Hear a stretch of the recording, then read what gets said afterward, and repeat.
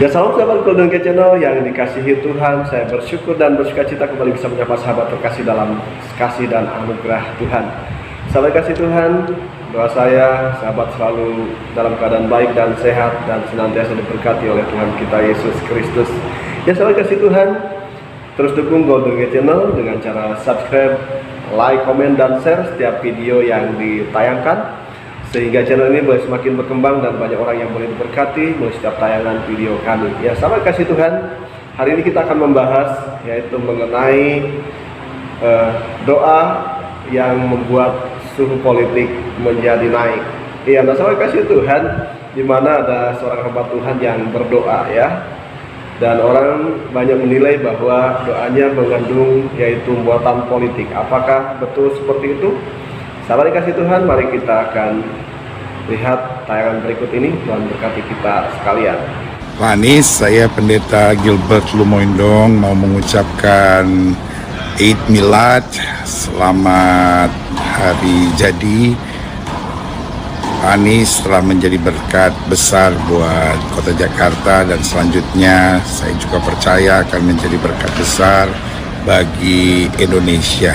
Kita doakan Pak Anies terus berhikmat, terus bijaksana, dan menjadi pemimpin yang luar biasa dalam keluarga, menjadi suami yang hebat, menjadi orang tua yang membawa dampak yang luar biasa buat anak-anaknya. Kami bangga dengan Pak Anies, doa kami tetap menyertai, kiranya Tuhan yang mempunyai langit dan bumi, yang kami imani dalam Kristus Yesus, selalu menyertai Pak Anies. Sekali lagi, Eid Milad dan selamat hari jadi.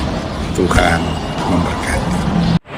Ya sahabat kasih Tuhan, demikian tadi ya tayangan yang boleh kita saksikan bersama mengenai yaitu doa ya yang membuat suhu politik menjadi naik. Dan itulah saudara kasih Tuhan ya yang terjadi hari-hari ini ya, di mana seorang hamba Tuhan berdoa ya di satu momen, yaitu ya mengucapkan terima kasih yaitu untuk perhatian pemerintah ya bagi pelayanannya, tetapi ternyata ini menjadi sesuatu yang heboh gitu ya. Masalah kasih Tuhan, bagaimana pandangan Evangelis Tony mengenai bagaimana seorang hamba Tuhan apakah boleh berpolitik? Nah, kita akan lihat penjelasan berikut ini. Mari kita akan saksikan bersama. Tuhan berkati kita sekalian. Amin. Kita sebagai hamba Tuhan, Thomas ya, saat ini jangan ikut politik untuk pilpres, Thomas. Betul, Pak Daud. Karena harus netral posisinya. Nah, itu posisi harus netral, Thomas. Nggak boleh memihak itu, Thomas. Iya, Pak Daud. Apalagi gereja, Thomas. Betul, Pak boleh Daud. itu. Nggak boleh. Kalau sikap gereja harus netral.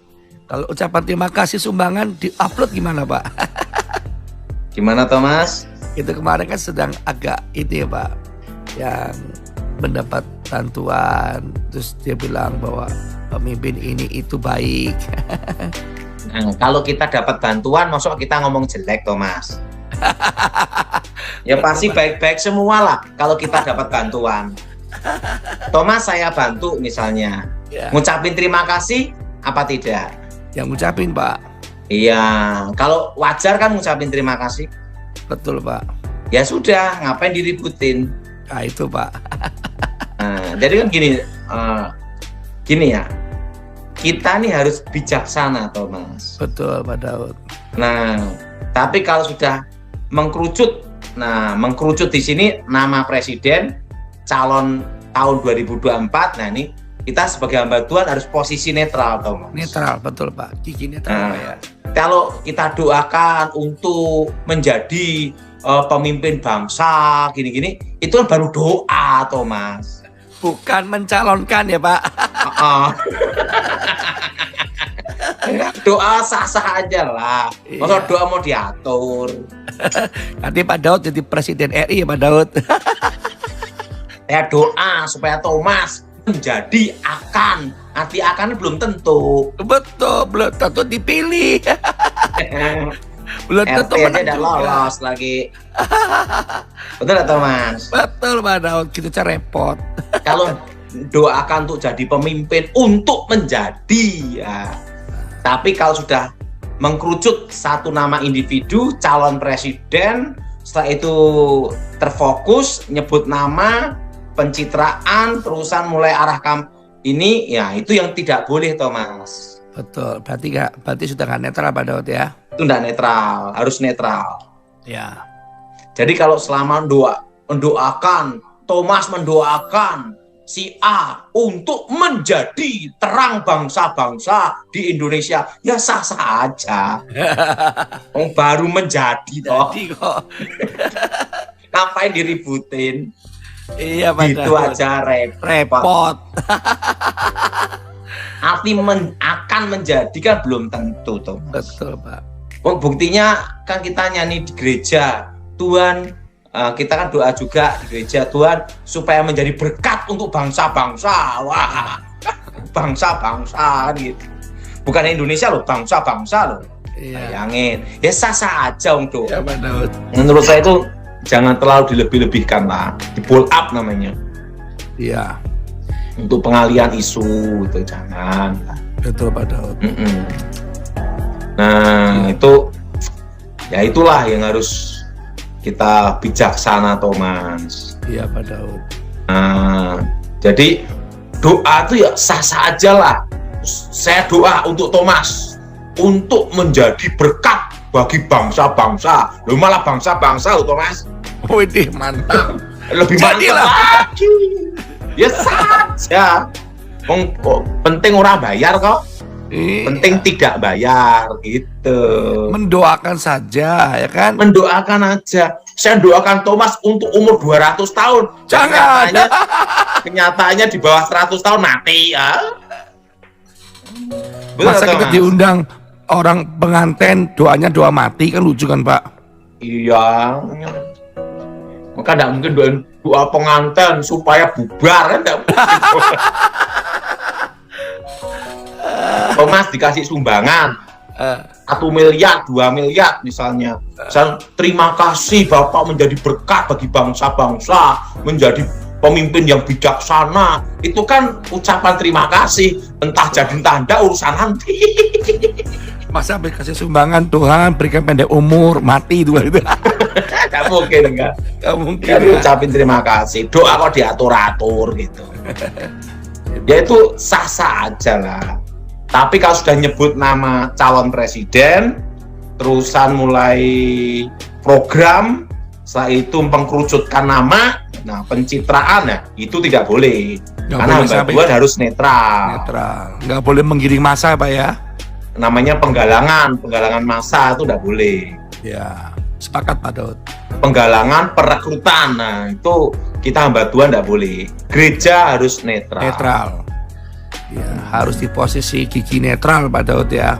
Posisi netral. Siap. Gitu Thomas. Ya, saya pilih Yesus aja lah Pak. Nggak pilih partai-partai Pak, pusing Pak. Jadi seperti saya, kalau ditanya apa keinginan Pak Daud untuk calon presiden kan gitu kan keinginan Thomas. Nah keinginan saya kan selalu pasti tegas kan gitu Thomas. Ya, Tegas disiplin kan gitu Thomas. ya. Tegas disiplin. Nah urusan cinta NKRI kan sah saja Thomas. Ya, Semua kan punya pilihan masing-masing dan pandangan politik masing-masing. Tetapi untuk menggiring massa ke nama seseorang, gereja tidak boleh, hamba Tuhan tidak boleh Thomas. betul. Menggiring, merekrut, penggalangan itu tidak boleh. Siap. Hamba itu harus netral. Itu namanya penggalangan Thomas. Iya, betul Pak Daud. Ya, sampai kasih Tuhan, kita mulai diberkati melalui firman Tuhan dan juga penjelasan yang disampaikan oleh hambanya Evangelis Dotoni yang mengenai bagaimana hamba Tuhan apakah boleh berpolitik dan yaitu doa di mana membuat publik jadi heboh ya. Dan sesungguhnya sampai kasih Tuhan ya memang ini adalah tahun-tahun politik ya. 2 tahun lagi kita akan mengadakan pesta demokrasi untuk pemilihan kepala negara ya. Dan sama dikasih Tuhan ya, saat ini ada paling tidak ada 3 kandidat ya. Ada 3 kandidat yang memang memiliki elektabilitas yang cukup tinggi ya. Yang pertama adalah ada Menteri Pertahanan ya, yaitu Prabowo Subianto, di mana beliau memang sudah beberapa kali ya mencalonkan diri yaitu menjadi kandidat presiden tetapi belum bisa naik menjadi presiden begitu ya.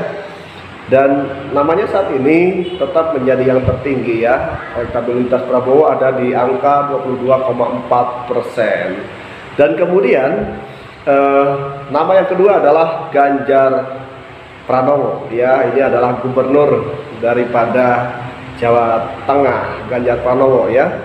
Beliau juga memiliki elektabilitas yang cukup tinggi di angka 18%.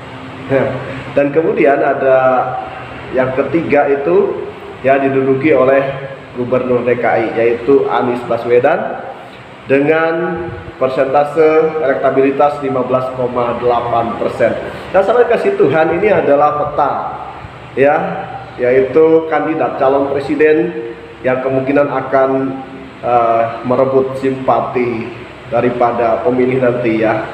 Pasti di belakangnya ataupun di bawahnya pasti masih ada nama-nama yang termasuk kandidat calon presiden. Nah, sampai kasih Tuhan ya, hari-hari ini ya, walaupun pemilihan presiden masih 2 tahun tetapi suhu politik mulai memanas ya.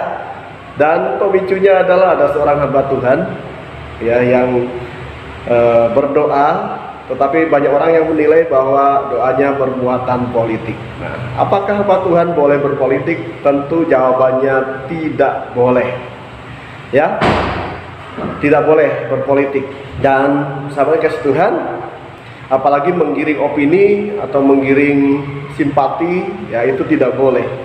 Tetapi hamba Tuhan tugasnya adalah bagaimana berdoa untuk kesejahteraan bangsa, untuk kesejahteraan kota ya, untuk kesejahteraan masyarakat yang ada di bangsa tersebut. Karena sesungguhnya kesejahteraan kota adalah kesejahteraan kita juga. Nah, saya kasih Tuhan di dalam Yeremia pasalnya yang ke-29 ayatnya yang ke-7, demikian firman Tuhan, usahakanlah kesejahteraan kota kemana kamu aku buang, dan berdoalah untuk kota itu kepada Tuhan, sebab kesejahteraannya adalah kesejahteraanmu. Ya, sama kasih Tuhan jelas, yaitu menyuruh umat Israel, ya karena umat Israel pernah dibuang ya ke Babel misalnya ya, dan kemudian Tuhan menyuruh supaya umat Israel berdoa.